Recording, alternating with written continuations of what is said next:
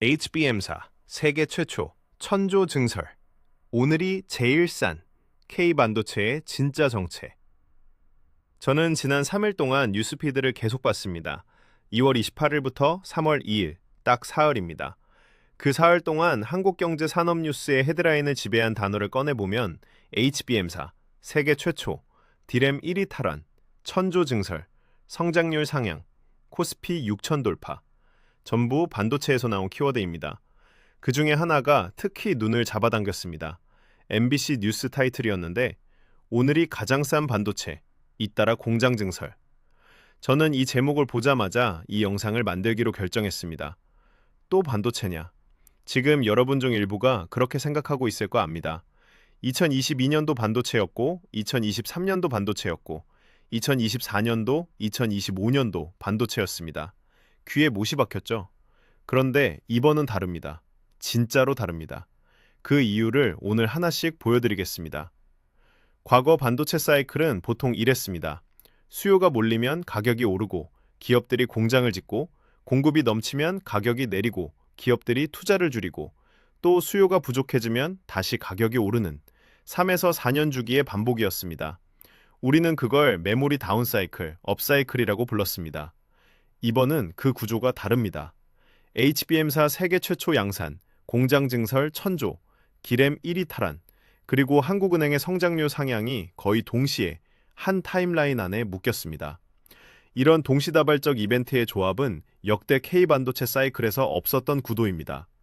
이게 왜 다른지 숫자와 구조로 뜯어보겠습니다. 끝까지 보시면 단순히 삼성이 좋다, 하이닉스가 오른다는 주식 이야기가 아니라 이 사이클이 최소 5년에서 10년짜리 구조적 변화라는 근거를 직접 확인하실 수 있습니다. 2026년 2월 12일, 삼성전자가 짧지만 묵직한 보도자료를 냅니다. 제목은 이겁니다. 삼성전자, 세계 최초, 업계 최고 성능의 HBM사 양산 출하. 이 문장 안에 단어 3개가 중요합니다. 세계 최초, 양산, 출하. 샘플이 아닙니다. 고객사에 실제로 물건을 납품하기 시작했다는 얘기입니다. 기술적으로 풀어드리겠습니다. HBM사는 고대역폭 메모리의 6세대입니다. 이게 왜 중요하냐? AI 서버, 특히 엔비디아 GPU 안에는 엄청난 양의 연산이 일어납니다. 그 연산을 처리하려면 데이터를 빠르게 넣고 빼야 합니다. 그 통로가 HBM입니다.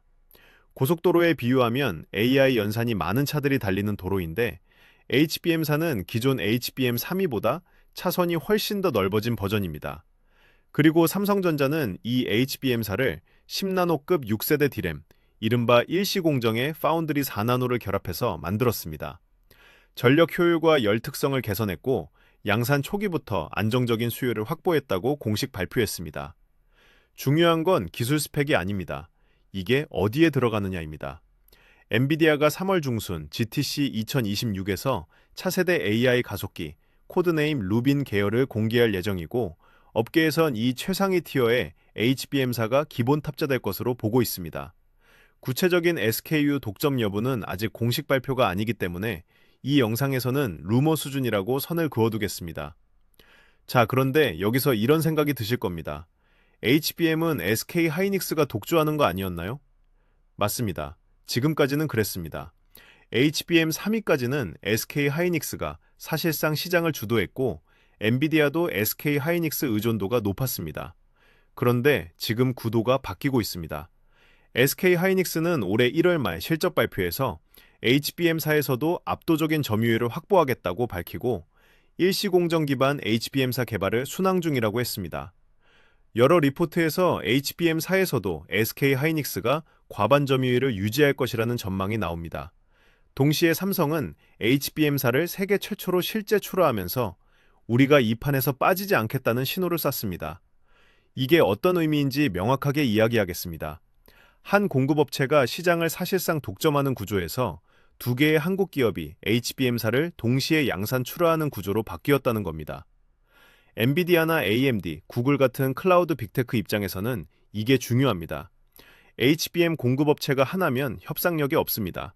둘이면 경쟁을 붙일 수 있습니다. 삼성이 들어오면서 엔비디아의 협상 구도는 강화됐지만 역설적으로 한국 전체의 HBM 공급력은 더 강력해진 겁니다. HBM사는 단순히 메모리 한 세대 업그레이드가 아닙니다. 이건 AI 인프라의 병목을 누가 쥐고 있는가라는 질문의 답입니다. 그 답이 삼성 플러스 하이닉스, 즉 한국에 있습니다. 2월 26일 시장조사기관 트렌드포스가 데이터를 발표합니다.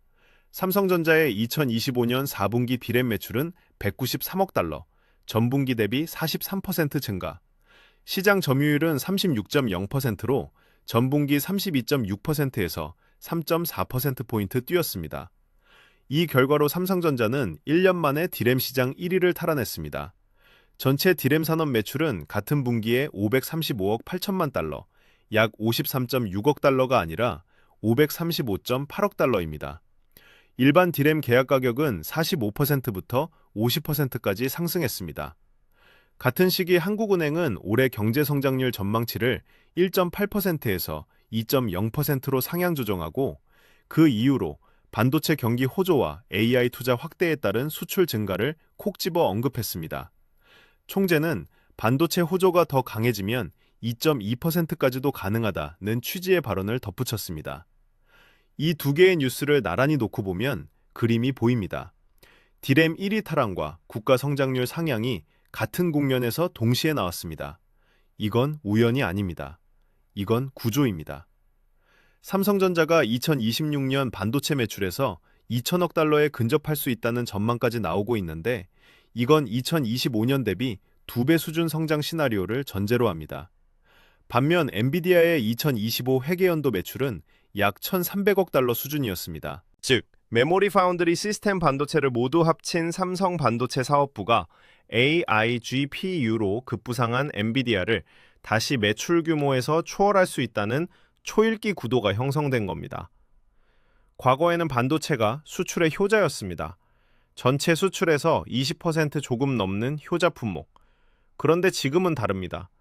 반도체 하나가 국가 성장률 가이던스를 직접 움직이는 키 인더스트리로 승격됐습니다.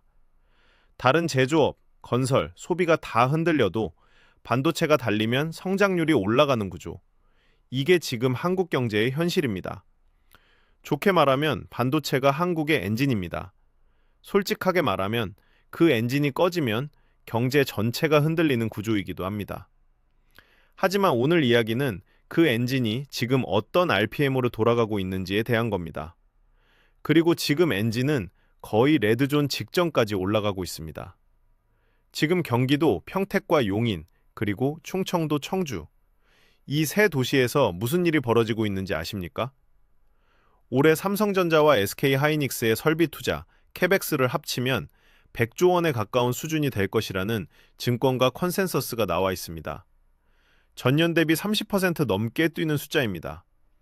장기 투자 계획을 보면 스케일이 완전히 달라집니다. 2월 25일 SK하이닉스가 이사회 결의를 거쳐 공시를 냅니다. 용인 반도체 클러스터 1기 팹과 클린룸 페이즈 2기부터 6기까지 건설해 21조 6,081억 원을 추가 투자하겠다는 내용입니다. 투자 기간은 2026년 3월 1일부터 2030년 12월 31일까지. 기존 1기 팹 투자까지 합치면 31조 원 규모가 됩니다. 평택에서는 삼성전자가 P4 이후 P5, P6 라인까지 단계적으로 증설에 나서고 있고 용인 시스템 반도체 클러스터에는 2042년까지 360조 원 규모 투자를 예고해 놓은 상태입니다. SK하이닉스는 용인 클러스터 전체에 600조 원 안팎의 장기 투자 계획을 갖고 있다고 보도되고 있습니다. 두 회사의 장기 계획을 모두 합치면 1,000조 원에 근접하는 수준입니다. 1,000조 원이 얼마나 큰 숫자냐? 대한민국 1년 국가 예산이 약 680조 원입니다. 국가 예산의 1.5배에 가까운 돈을 두 기업이 반도체 공장에 쏟아붓는 겁니다. 현장 얘기를 해드리겠습니다. 평택 용인 실사를 다룬 방송 리포트들을 보면 하루 2만 명 안팎 인력이 투입되는 현장이 등장합니다. 야간에도 타워 크레인이 멈추지 않고 콘크리트 믹서 트럭이 새벽까지 드나드는 장면이 그대로 잡힙니다. 영상에 현장 장면을 넣으면 이 숫자가 그냥 숫자가 아니라는 게 바로 느껴질 겁니다. 이건 단순한 캐파 증설이 아닙니다. 한국 지도를 다시 그리는 인프라 공사입니다. 평택은 이미 세계 최대 메모리 생산 기지가 됐고 용인은 차세대 반도체 클러스터로 변신하고 있습니다. 이 지역들이 10년 뒤 세계 AI 인프라 공급의 중심지로 올라서는 과정, 지금 그 공사가 진행 중인 겁니다.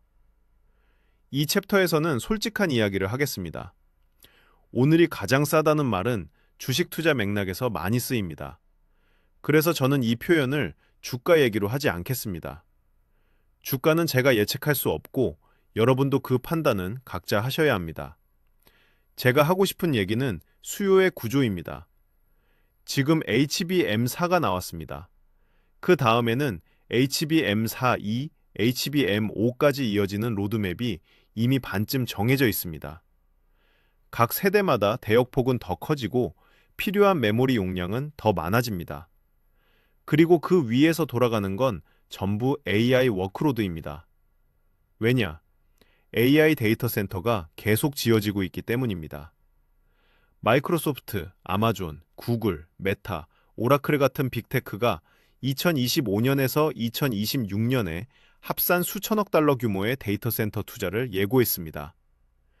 이 데이터 센터 하나가 완공되면 그 안에 들어갈 AI 서버에 HBM이 수만 개 들어갑니다.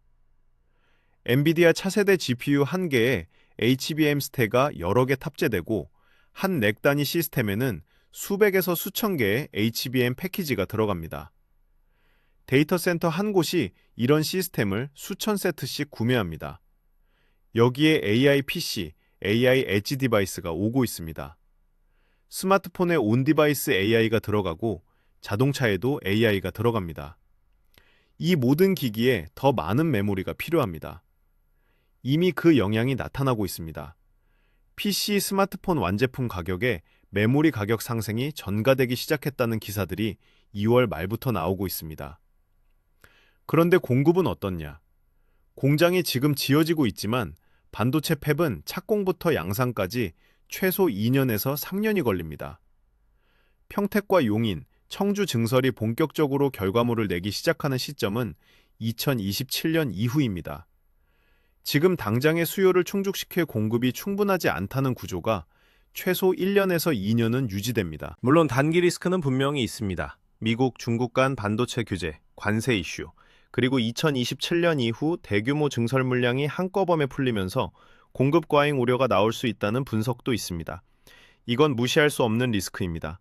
다만 이번 사이클이 과거와 다른 한 가지 구조적 차이가 있습니다.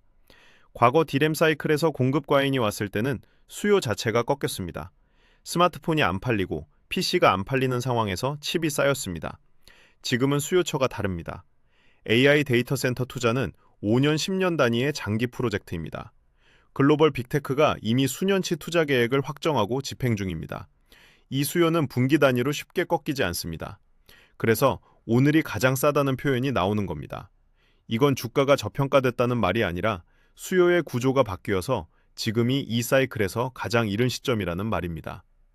HBM4가 지금 막 시작됐고 데이터 센터 건설은 이제 본궤도에 올랐으며 공급은 아직 수요를 쫓아가지 못하고 있습니다. 이걸 단기 테마로 볼 건지 구조적 변화로 볼 건지 그 판단은 여러분 각자가 하셔야 합니다. 다만 그 판단을 내릴 때 오늘 제가 보여드린 숫자들을 함께 보시기 바랍니다. 마지막으로 한 가지를 이야기하겠습니다. 지금까지 살펴본 이 흐름들, HBM4 세계 최초 양산, 디램 1위 탈환, 엔비디아 매출 추월 초읽기, 천조 규모의 공장 증설, 그리고 한국은행의 성장률 상향. 이 5가지가 사실상 같은 타임라인 안에서 촘촘하게 터진 건 역대 K반도체 역사에서 이번이 처음입니다. 1990년대 삼성이 반도체에 올인했을 때 한국 언론에서는 모험이라고 했습니다. 1997년 IMF 외환위기 때도 반도체 공장 불은 꺼지지 않았습니다. 2008년 금융위기 때도 2020년 팬데믹 때도 반도체 투자는 멈추지 않았습니다.